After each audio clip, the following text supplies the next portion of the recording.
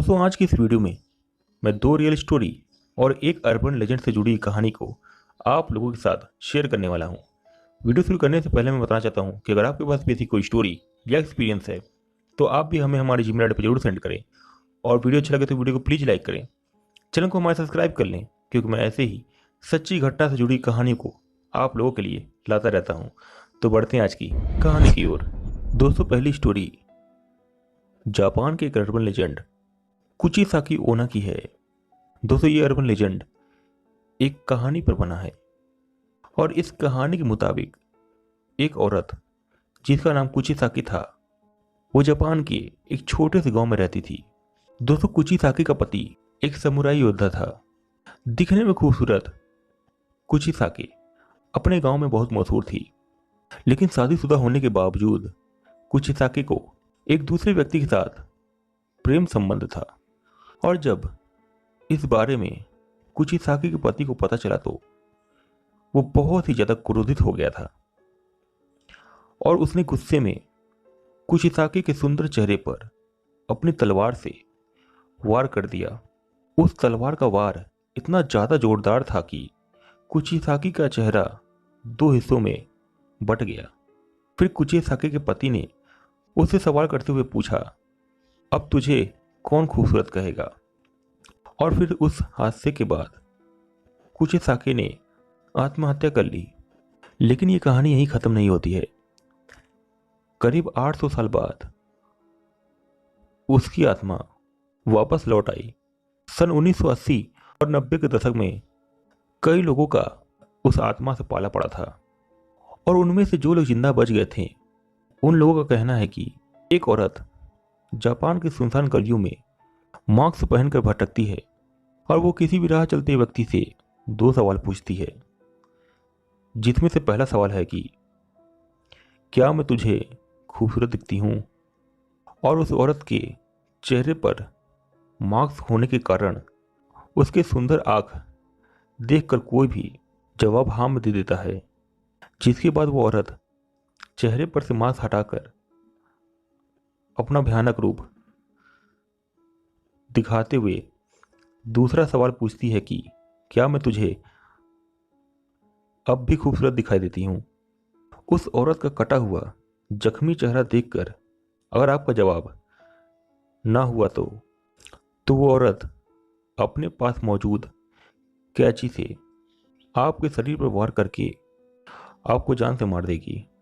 और अगर डर के मारे आपका जवाब हाँ में हुआ तो वो अपनी कैंची से आपका चेहरा एक कान से लेकर दूसरे कान तक काटने के बाद आपको जिंदा छोड़ देगी। जापान के लोगों के मुताबिक कुचिसाकी की आत्मा आज भी सुनसान गलियों में भटकते हुए लोगों को अपने सवालों का शिकार बनाती है।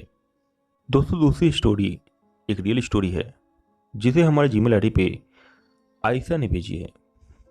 ये बताती हैं कि इनके दादाजी जो कि साउथ इंडिया की तरफ रहते थे, उस समय की ये बात है। इनकी जॉइंट फैमिली है और इनके पुरखों के घर में सब लोग साथ में रहते हैं और उस घर में बहुत ही सकारात्मक ऊर्जा यानी पॉजिटिव एनर्जी थी, क्योंकि ये लोग घर में खूब पूजा पाठ किया करते थे। उस घर में इनके दादाजी और उनके भाई और इनके पिताजी, इनकी मम्मी और चाचा चाची रहते हैं। अब इनकी दादी बताती हैं कि जब वो शादी करके उस घर में आई थी तो उनके दादाजी के भाई यानी इनके छोटे दादाजी की पत्नी भी 2 महीने बाद शादी कर उसी घर में आई थी। और जब उनका गृह प्रवेश हो रहा था उस वक्त उनके साथ कुछ अजीबोगरीब चीजें होने लगी थी। वो उस घर के अंदर प्रवेश नहीं कर पा रही थी और काफी देर बाद वो उस घर के अंदर आ पाई थी। इस घटना पर इनके घर वालों का ध्यान नहीं गया।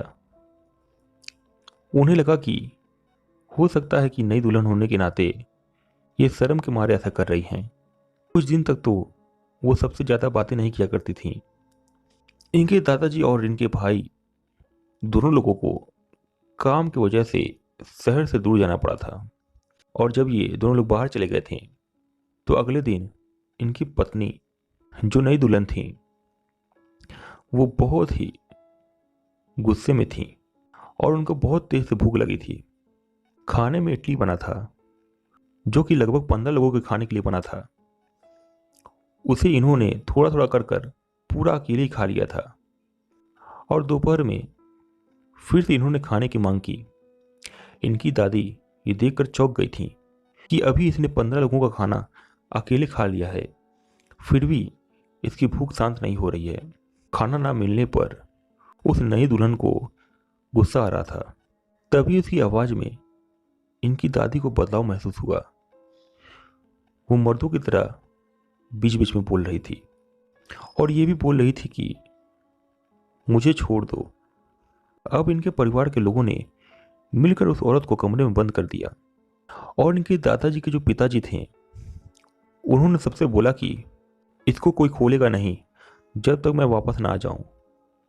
अब इनकी दादी बताती हैं कि वो बाहर से किसी पुजारी को लेकर आए।